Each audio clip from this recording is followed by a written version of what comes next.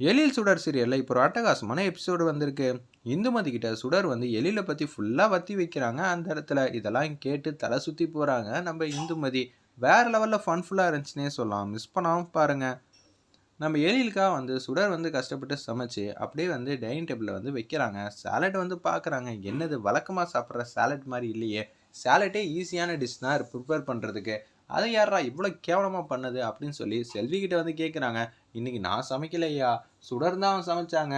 ஈஸியான விஷயத்த கூட எங்களுக்காக வந்து பார்த்து பண்ண மாட்டியா, அவளெல்லாம் கிச்சனுக்குள்ளே விட்டேன்னு வச்சுக்கேன் அப்புறம் அவ்வளோதான் அப்படின்னு சொல்கிறாங்க. ஏங்க, நான் உங்களுக்காக கஷ்டப்பட்டு தெரியாத விஷயத்த பண்ணியிருக்கேன். நீங்கள் அடுத்த வாட்டி பெட்டராக வந்து ப்ரிப்பேர் பண்ணி தான்னு சொன்னீங்கன்னா அது ஒரு என்கரேஜாக இருக்கும். அதை விட்டுட்டு கிச்சனுக்குள்ளேயே போகக்கூடாதுன்னு சொன்னேன்னா, நீ உனக்காக விருப்பப்பட்டதை சாப்பிட்டுக்க, கிச்சனுக்குள்ளே போய் சமைச்சிக்க, அதை பற்றி நான் கவலைப்படல. ஆனால் எனக்காக வந்து சமைக்கிறேங்கிற பேரில் வந்து ஏதாவது பண்ணுனா தான் எனக்கு கோவம் வரும். சரியா அப்படின்னு சொல்லிட்டு போகிறாங்க.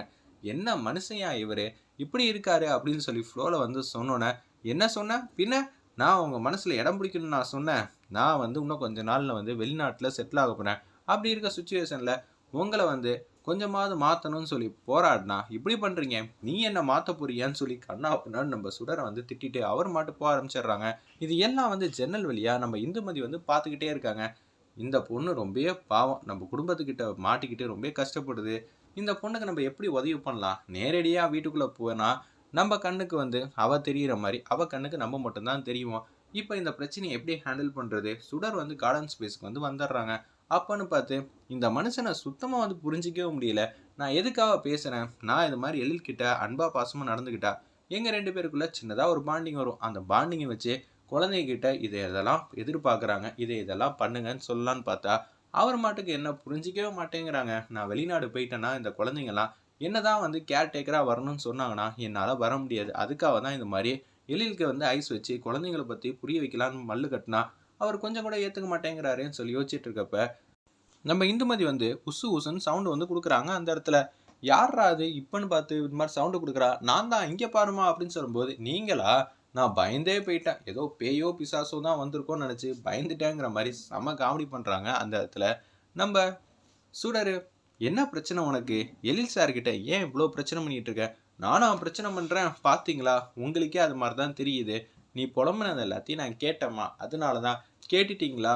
ஒரு மனுஷன் கோபமாக வந்து இருக்கலாம், எப்பயாவது கோபமாக இருந்தால் அவனை வந்து ஏதோ ஒன்று சொல்லி மாற்ற வந்து முயற்சி பண்ணலாம். ஒரு மனுஷன் எப்போதுமே கோபமாக இருக்கிறது, இந்த வீட்டுக்கு வந்து நான் 30 நாள் ஆச்சு, இந்த 30 நாளும் வந்து தாங்க முடியல ஆண்டவாங்கிற அளவுக்கு என்கிட்ட கோபமாகவே நடந்துக்கிறாங்க. அவங்க வேலைக்கு போகிறாங்களே அந்த ப்ரெஷரை வந்து உங்ககிட்ட காட்டுறாங்களோ என்னமோ.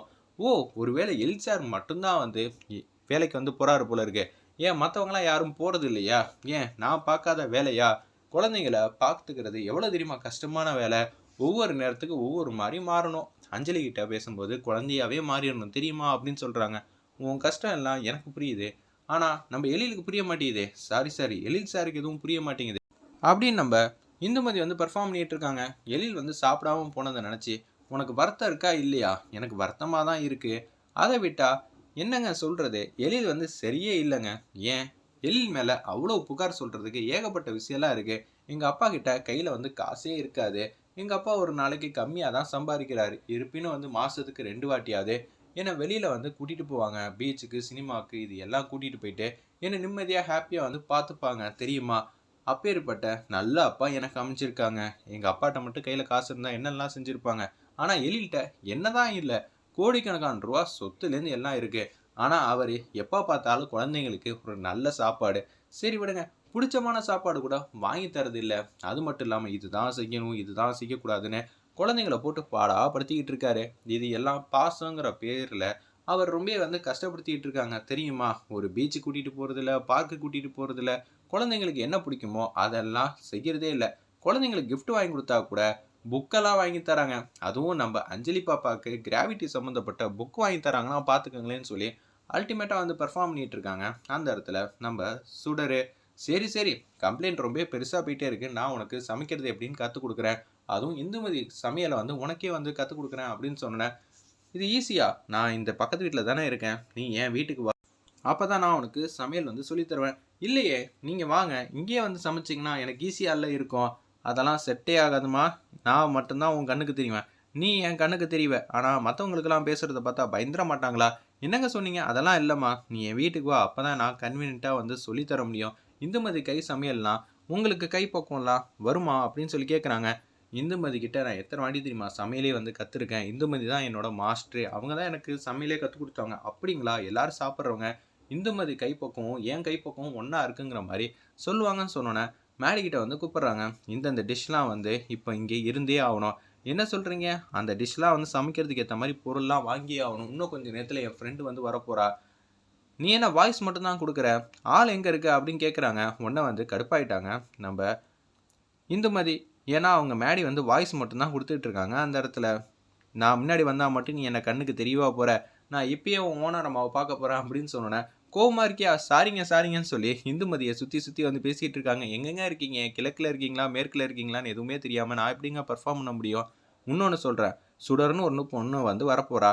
சரி எனக்கு ஒரே ஒரு சந்தேகம்ன்னு அந்த இடத்துல தீபா வந்து கேட்குறாங்க. என்ன சந்தேகம்? அவங்க என்ன மாரியா? உங்கள மாரியா? இல்ல அவங்க உங்கள மாரி ஆவின்னா சொல்லுங்க. அதுக்கேத்த மாரி வந்து நான் ரியாக்ட் பண்ணணும். என்ன மாரி மனுஷியான்னு கேட்குறாங்க. ஆமா உன்ன மாரி தான். ஓகே. அவ கண்ணுக்கு நான் தெரிவேன். அப்பன்னா அந்த பொண்ணுக்கு விஷுவலாவும் தெரிவீங்க, வாய்ஸாவும் தெரிவீங்க. ஓகே. ரொம்பவே சூப்பர். என் கண்ணுக்கு மட்டும் தான் வாய்ஸ் மட்டும் தான் தெரியுதா? சத்திய சோதனை. அப்பன்னா நீங்க இருக்கிற மாரி அந்த பொண்ணுகிட்ட நான் வந்து பெர்ஃபார்ம் பண்ணணும். பரவாயில்லையே! நீயும் கெட்டிக்காரித்தனமா தான் இருக்க. ஆனா எப்படிங்க நீங்க இருக்கிறத என்னால புரிஞ்சுக்க முடியும். நீங்க தான் சமாளிக்கணும். என்னாலலாம் சமாளிக்க முடியாது அப்படின்னு சொல்லிட்டு இருக்கப்ப, உடனே வந்து சுடர் வந்து வராங்க. கதவ தொற. என்னது மாடி கதவ தொறக்கணுமான்னு சொல்லி குடுகுடுன்னு மாடிக்கு வந்து போறாங்க. ஏய் மெயின் டோர தொறம்மா அப்படின்னு சொன்னோனே, உன்கிட்ட பேசிட்டு இருக்கேனா, என்ன செய்யணும்னே தெரியலன்னு சொல்லி டோர வந்து தொறக்குறாங்க அந்த இடத்துல. நம்ம இந்துமதி வந்து டோருக்கு பக்கத்துல வந்து நிக்கிறாங்க. சுடர் கிட்ட வந்து பேசலான்னு சொல்லிட்டு இருக்கிறப்ப, மேடி வந்து பேசுறாங்க. அந்த இடத்துல நம்ம தீபா வந்து பின்பக்கம் தான் உங்க ஃப்ரெண்ட் வந்து இருக்காங்க பாருங்கன்னு சொன்னோனே, என்னங்க அவங்க என் முன்னாடி வந்து நின்னுட்டு இருக்காங்க. பின்னாடின்னு சொல்றீங்க. ஆரம்பமே சரியில்லையா? எப்புட்றா சமாளிக்கிறது? அப்படின்னு சொல்லி யோசிச்சுட்டு இருக்கப்ப, இல்லங்க இவ்வளோ நேரம் வந்து அவங்க பின்னாடி தான் இருந்தாங்க. அத வச்சு தான் சொன்னேன். அப்பன்னா, அவங்க என் முன்னாடி தானங்க நிக்கிறாங்க. அவங்க உங்க கண்ணுக்கு தெரியலையா? இல்லங்க என் கண்ல கொஞ்சம் இதுவா இருக்கு. அதனால தான். சரி சரின்னோனே கிச்சனுக்கு வந்து போறாங்க. அப்படியே வந்து இந்துமதி சொல்ல சொல்ல சூப்பரா வந்து சமைச்சர்றாங்க. இது ஏன் உங்க கைப்பக்குவமா வந்து நீங்க சமைக்கக்கூடாது? அவளால தான் தொட முடியாதே! அப்படின்னு சொல்லி யோசிக்கிறாங்க. அந்த இடத்துல நம்ம தீபா. நீயே வந்து சமைச்சா மட்டும் தான் உன்னால என் உதவி இல்லாம நீ வீட்ல இருந்து பிரியாணி வந்து இதே முறைல சமைப்ப அப்படின்னு சொல்லும்போது, சூப்பர்ங்க அப்படின்னு சொல்லி எல்லா சமைச்சதையும் வந்து அப்படியே வந்து ஷிஃப்ட் பண்ணி அப்படியே அந்த வீட்டுக்கு வந்து எடுத்துட்டு போறாங்க. ஏங்க உங்களுக்காக வச்சிருக்கேன். என்ன வச்சிருக்கீங்க? இல்ல பாத்திரம் கழுவுறதுக்கு வந்து பாத்திரம் வச்சிருக்கேன். அதுவா? சாப்பாடு எதுவும் வச்சுட்டு போலயான்னு சொல்லி தீபா வந்து யோசிக்கிறாங்க அந்த இடத்துல. அந்த சாப்பாட எடுத்துட்டு வந்துடுறாங்க. டைனிங் டேபிள்ல வந்து வைக்கிறாங்க. என்னடா இது! சாப்பாடு ரொம்ப சூப்பரா அந்த ஸ்மெல் இருக்கு. பசங்கலாம் வரணும்னா என்ன பண்ணலாம்?